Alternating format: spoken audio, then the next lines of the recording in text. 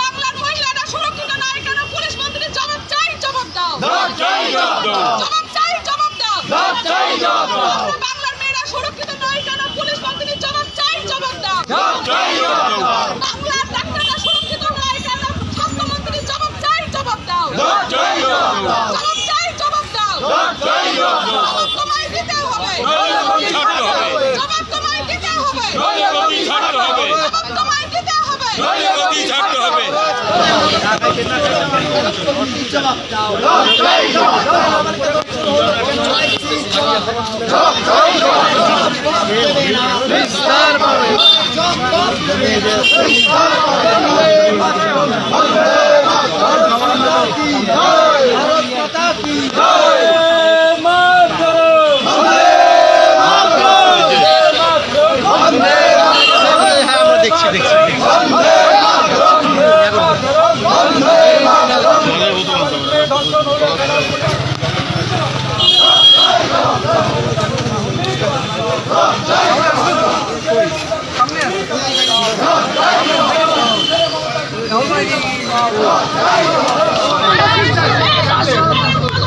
Police তুমি হায় হায় হায় হায় হায়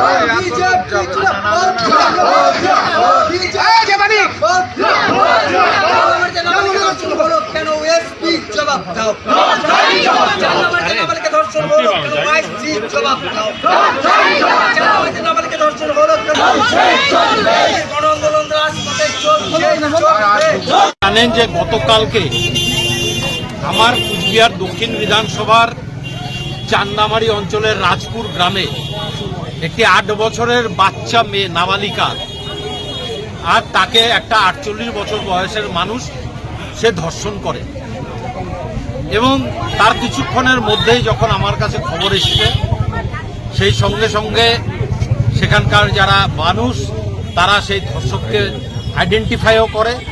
police দ্রুততার সাথে গতকালকে, যেহেতু আপনারা জানেন যে এই অভয়া কাণ্ড নিয়ে যখন সারা পশ্চিমবঙ্গ তথা সারা ভারতবর্ষ তোলপাড় হচ্ছে, তো পুলিশ গতকালকে খুব দ্রুততার সাথে সেই যে অ্যাকিউজড পার্সন তাকে গ্রেপ্তার করে এবং আজকে আমরা এখানে এসেছিলাম আমাদের দলের তরফ থেকে যে সেই তদন্তের অগ্রগতি কতটুকু হচ্ছে, কি হচ্ছে এবং তার বিরুদ্ধে কি কি ধারা প্রয়োগ করা হচ্ছে।